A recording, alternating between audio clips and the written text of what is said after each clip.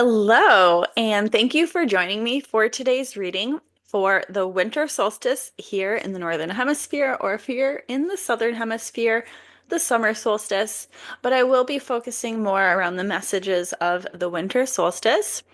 But even if you're down below, as they say, down under, there could still be something here for you. So I invite you to join along if you like. The winter solstice also marks the sun's passing into Capricorn, so I'll be talking a little bit about that as well in today's reading. I have a six-card spread kind of looking at the lessons from the past 3 months of the fall. And I have a couple different oracle decks to kind of help us fine tune and refine the messages that are coming through for us in this collective energy. So, thank you so much for joining me today. My name is Christie with Reaching Better Alternatives, and I help spiritual people navigate life's challenges so they can heal their chronic anxiety and find and fulfill their life's purpose. So, I'm really excited to share this reading today with you. The solstice in the winter solstice marks the shortest day of the year and the longest night of the year. So when we hit the fall equinox, we have equal day and equal night, and then the sun starts to go lower in the sky. We have shorter days, and we hit the period of the darkest days of the year. And then when we come to the solstice, we have the sun hangs in the sky at about 3 days. And on the third day, the sun starts to actually go up higher in the sun each in the sky each day, giving us those longer days, which is where Christianity created the metaphor for the birth of the Son, Jesus Christ, on the third day after the solstice. The sun starts to rise in the sky. Just a little bit of interesting mythology, if you will.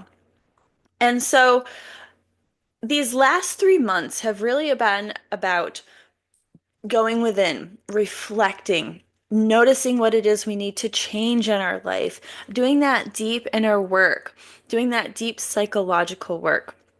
Normally, I also put out new and full moon readings, but the last 3 months, I really haven't been doing that. I had a family member pass away in the fall, and I really took that time to go inward. And so now, as the solstice is approaching, I've allowed my grieving its time and space, and now I'm ready to come back out into the world and continue offering these readings to all of you. So thank you to those of you who are here with me today. I first want to start with the archetype cards from the Caroline Myss deck, and I pulled two archetype cards for what were the lessons of the time of the autumn, right? The last 3 months. And then I pulled an archetype card for what is it that we are moving into after this solstice? What can we look forward into the winter months, heading into the spring? And the first card actually came out as two cards, and the messages were so synchronous that it felt really appropriate for them to stay together. I also do weekly community readings through my Facebook group, Staying Grounded Amidst the Chaos, which I'll have the link down below if you'd like to join me there. And the archetype of the slave has come up several times in the last couple months. When it came up again today, I knew that it was meant to be here. And along with it was the archetype of the destroyer. So I'm on Zoom here, and the recording is always a little funky. Here we go. Uh, the destroyer, which is representative of the Tower card in the Major Arcana. Let me see if I can get this better on camera. Whatever. And then we have the slave card as well. So let me read the messages on these cards. The destroyer is about releasing what is potentially destructive, preparing for a new life. The shadow attribute is intoxication with destructive power, self-defeating habits, patterns of self-destructive behavior, or destroying others' dreams or potentials, right? Out of that place of like jealousy and toxicity. So, there's a time and a place for things to kind of upend in our lives and allowing us to surrender to releasing them. The slave energy is surrendering your power of choice to the divine with complete trust, right? It's like a trust fall into the divine, allowing yourself to be guided. Everything that you do is guided by the energy of spirit and source energy, fully aligning with like in organized religion, it's like follow the word of God, God-fearing woman. But in spiritual realms, it's really about knowing and recognizing everything as a symbolism of our connection to divine energy and kind of surrendering into that to allow us to make sense of it in that way. The shadow aspect of this is giving your willpower to an external authority out of fear of making your own choices, right? So we're really kind of thinking about, like, here it is. I don't want to do this. I can't do this. You tell me what to do, where to go, what to be. I think of this energy. Some organized religions are cults, but in its worst expression, being in a cult where you're just like, this is my Messiah, and this is everything about this person is what I'm supposed to listen to, even if it's toxic for me, right? Where in that higher energy, we can understand that we still have free will, even though we're surrendering ourselves to source energy, we still have the ability to say yes or no to what shows up to us, right? It's a really interesting fine line of surrendering, but still knowing when to pull back, right? Acknowledging our human ability to create our own fate, our own destiny. And so when we look at these energies together, releasing what is potentially destructive, preparing for a new life, again, that slave energy of surrender, like things are literally blowing up. It's time to let go. And over the last 3 months, there's been for me personally, and for the people that I've talked to, there's been a lot of focus around really tuning into that which no longer serves and figuring out how to let go of it, figuring out how to create a new identity so that we can move forward and step forward in really new, invigorated, and vital life energy. And the archetype that comes on the tail end of this as we move out of fall and into the winter months as the days become longer, and we shift out of Sagittarius energy, that mutable fire energy, where we go into like the final stage of metamorphosis, right? Fire energy is, oh crap, there's a word for it. Fire energy like allows things to metamorphose, right? When we think of the symbolism of the phoenix, it burns up. And the Sagittarius fire, mutable fire energy is really the epitome of that burning up and transmutation of energy. And as it burns up and falls to the ground and creates ash, we now enter into Capricorn, which is cardinal earth energy. It is a time for preparation, right? It is a time for the seeds to start being planted in the ash. Like everything, like all the dead leaves are finally broken up, and now the seeds are being planted. We start to make plans and create new structures and new systems for us to move forward in this new way. And so the card that came out, I don't know why I can't just get it to show up, is the King, and latent benevolent leadership benefiting those in your charge. The shadow attribute is excessive feelings of entitlement or rulership without restraint.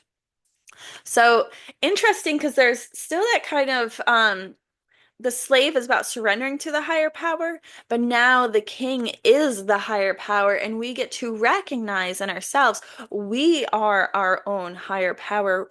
We get to engage with source energy. We are physical manifestations of source energy, and we get to engage with it on our terms. We are in charge of our lives. We've destroyed and let go of old, outdated identities. We've done that work. We've metamorphosized inside. Did I say that word right? And now we get to come out as the benevolent king, which Capricorn energy is paralleled to father energy in astrology, right? It's ruled by Saturn, which is like the astrological father energy. So I love that the king is coming out. Again, that kind of like masculine energy But what's interesting is Capricorn is a feminine sign, right? Earth energy is feminine sign. So there's still some emphasis on duality here, right? We can be women in divine masculine energy. Men can also be in divine feminine energy. As society evolves, we're understanding how gender roles can ebb and flow, and we are all different levels and representations and variations of divine masculine and feminine energy. It's really about the polarity of energies.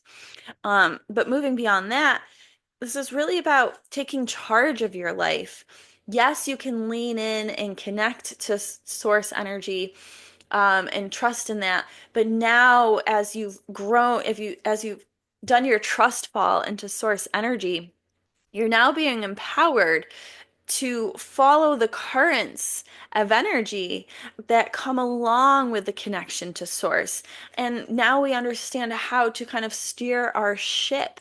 We get to navigate it a little bit. We can't, it's about taking accountability and ownership, right? It's not just, oh, it's a bad day because it's a full moon. It's like the full moon has really intense energy.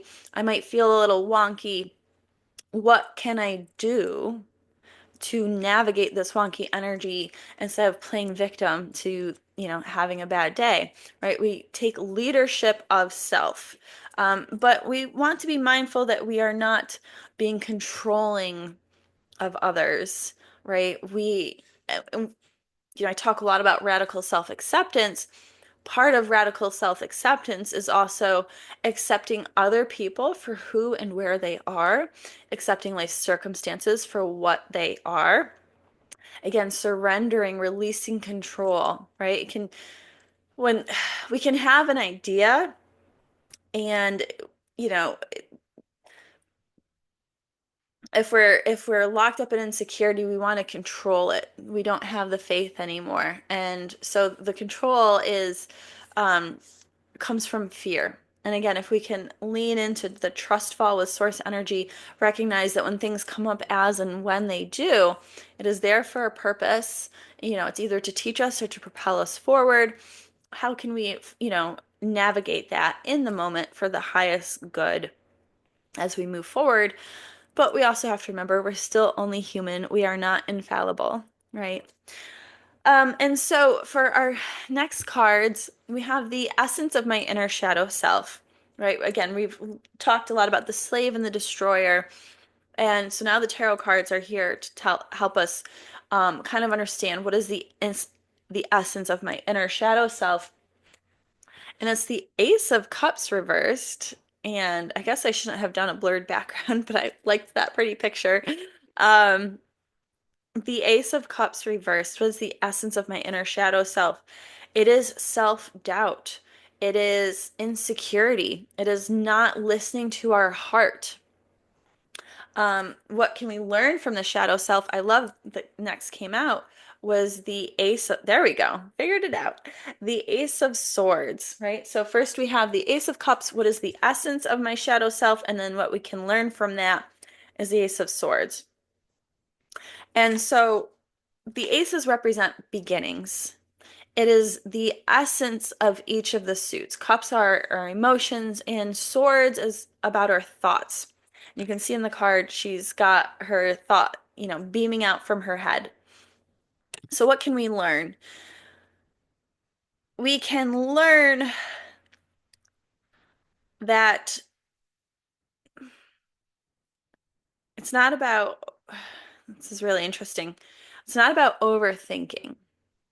It's about tuning into how we feel and then moving from that place with determination, taking action from a place of determination, tuning into how we feel, making sense of it, don't overthink it, and drive forward. And so, how do we bring the shadow self into the light? We have the hermit. And you can see the hermit has the inner light as the beacon outside of her heart. It's kind of surrounding her. She's on the little cliff here. She's kind of floating above the cliff, and the light is surrounding her. So, how can we bring the shadow self into the light? We are the light. And in my guided meditation for the solstice, which I recorded yesterday before I did this reading, I ended the meditation with stepping into and embodying that light, recognizing that we are the light, going within first, bringing that light from within outward. So I love that the Hermit card came up on the tail end of that meditation. Um, and the Hermit is about inner reflection, going within, being quiet, being calm. And from that place of centeredness and calm, we can then outwardly project our light. Because if we're running around chaotic, right? If we're that Ace of Cups is like self-doubt and worry and fear and running around and doubting ourselves and moving around, we're not in the light. We can't project that light out. But if we can learn to listen to our heart, get clear on what it is, how we feel, gain clarity around how we feel, and get quiet and operate from that place of calm and self-confidence and move forward with clear directional energy, we can bring our light to the world, and like attracts like. When we bring our light to the world, the light will find us. And it's very the days are growing longer. We're getting more light, right? And so what lights us up from within? We have the Five of Pentacles reversed. And the Five of Pentacles, um, is really you can see she's outside the door and the key, there it is. Am I doing that right? Ah, there's the key. The key is right there. And she's crying because she doesn't know how to get in the door. This door represents the ability to connect with source energy. And the key is right there, and she's crying because she can't figure out how to, she's not paying attention to the fact that the key is right there. She merely has to pick the key up and let herself in. And so what lights us up from within is when we can look around and realize that we have support. Maybe that key just looks differently than we anticipate it.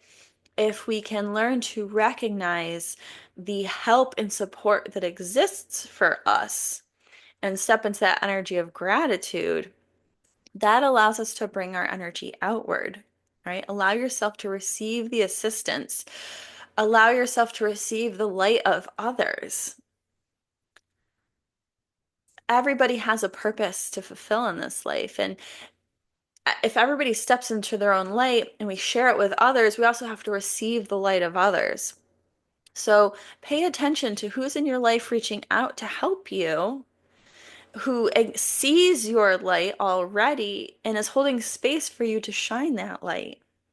So allow yourself to open up and receive that support. What new seeds I am planting? The Four of Swords reversed represents a need for rest, right? It's you're feeling burnt out and overwhelmed. This message keeps coming up for me on a personal level over and over again. Stop trying to do so much. Just allow yourself to rest and knowing that and I love this actually, if we go back to the analogy that I was speaking of, like the seeds are kind of being planted right now in the ashes. Um, we've allowed everything to be burned up, and now we're resting in the ashes, and this, some seeds need to be planted in the fall, and they need to be laid to rest over the winter so that when it starts warming up, they're already in the ground. So when that Aries energy hits, they're ready to crack out of the shell and grow roots, right? And so the seeds that we're planting is we are living in the aftermath of everything burning up, and we are allowing ourselves to rest. We are allowing ourselves to meditate, hibernate a little bit, to prepare us for the energy that we need to have when as spring hits we can re-enter life with a resurgence, right? So these next 3 months is really about taking the time to honor the body, honor the self, step more deeply into your self-care routine, rest, meditate, If we burn ourselves out, it takes a lot longer to recover than if we can just rest and prevent the burnout. Um, and what we need to release in order to grow, interestingly enough, is the Hierophant released. Um, when I see this, the Hierophant kind of represents like a spiritual leader, and it's reversed. So I'm feeling as though it's not about tuning what needs to be released. If you think about that trustful energy, our connection to divinity, we get to define our connection to divinity on our own terms.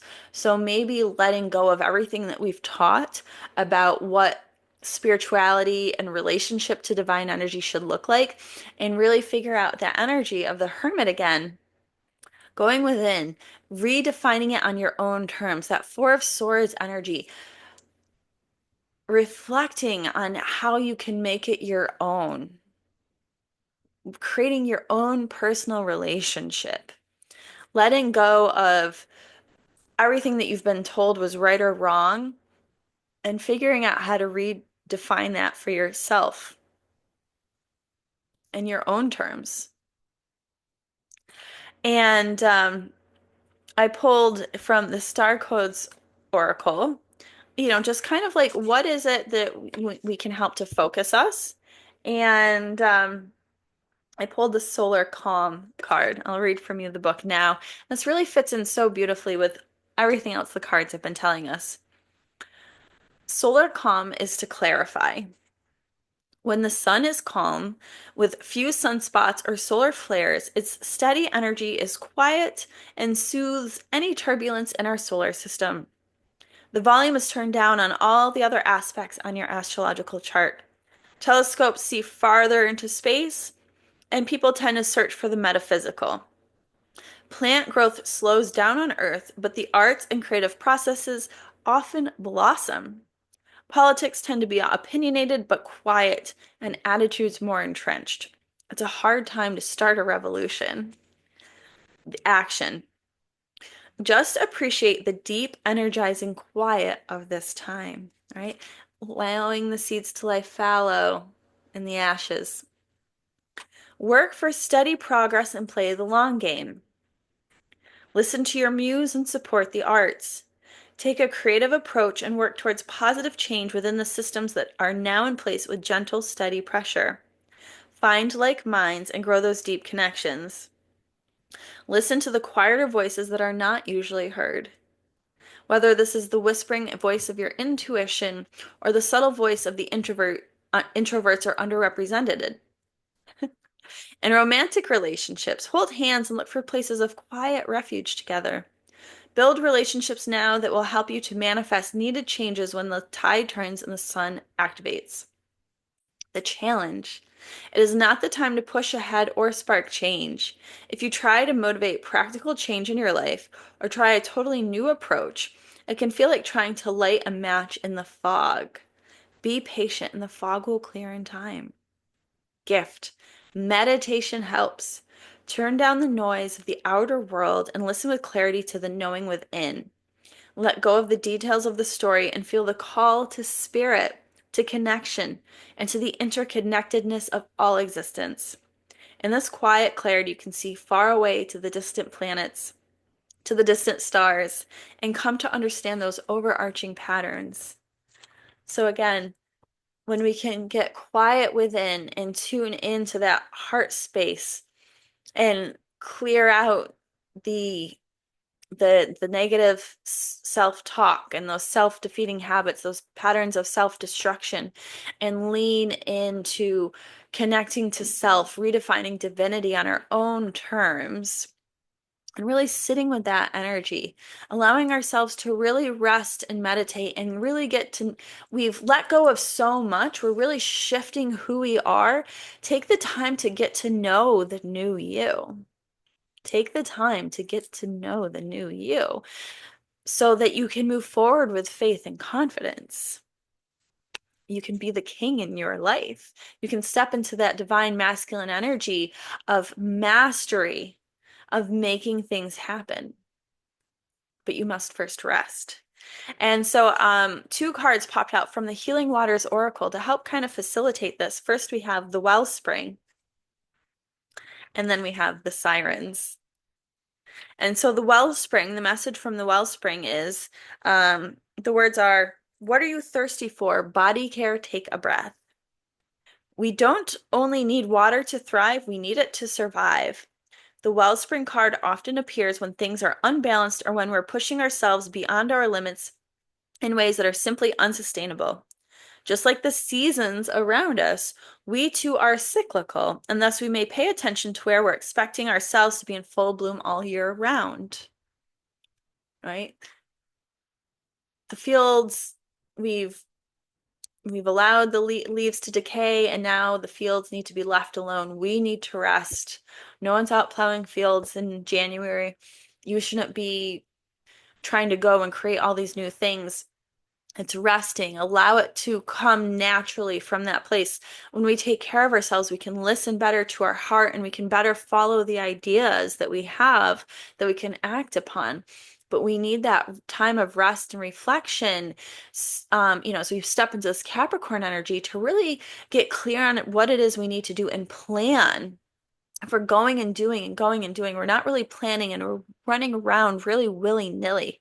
Now is the time to get quiet, reflect, get to know the new you, and plan how you want to move forward accordingly. While we can rely on our reserves for a limited amount of time, if we allow ourselves to become depleted over a long period to run on empty, it'll likely take longer to recover than it did before. We must embrace our humanity and take care of the body by slowing down, quenching our thirst, and finding ways to recover and deeply rest. The Wellspring card is an invitation to look at where you've been going into overdrive, to reflect on the areas where you've been pushing yourself beyond your physical limits, to consider whether you've been forcing yourself to run on your reserves. It delivers a message to reassess the speed and force you're using, to bring more harmony and balance into your life, and to trust your inner seasons, to look after yourself and appreciate your precious body. And looking back at what lights me up from within, that Five of Pentacles energy, Pentacles is about the physical body. And so when I look at the image, again, resting, allowing yourself to receive assistance from those around you instead of trying to do it yourself. Use the key that has been given to you by resting. Followed by the Four of Swords. I just love this, and it's a great reminder for myself, right? I'm feeling this on a personal level as well. And I love that it's showing up on a collective level as well. I think we all, after the events of the fall and the emotional upheaval that came with the election, on both sides, now is a time to kind of like sit and be quiet and really reflect and plan on what it is we need to do to move forward, no matter where you sit on that side of the fence, so that we can figure out how we can cooperate and make the most of what's happening in our world. And then from there, when we've rested and we've refined our plans and we've calmed ourselves, we get to use our voice.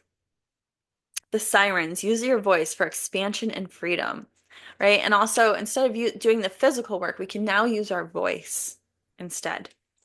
In Greek mythology, the sirens were half women, half bird sea creatures that would entice fishermen and sailors with their sweet and sensual songs. Free and empowered, they were not afraid to share their voice and use their natural gifts to attract what they wanted. This card is an invitation to own your gifts, to share your voice, and to surrender into the most expanded version of who you are. Give yourself the music that plays within. Share your song without wavering. Be free and dance unrestrained. In life, there is the opportunity to become more and more alive and free with each passing day, shedding those outdated layers and identities. However, most of us feel more and more trapped by the life that we so consciously created. What do you need to embrace life fully? How can you step into your most expansive self?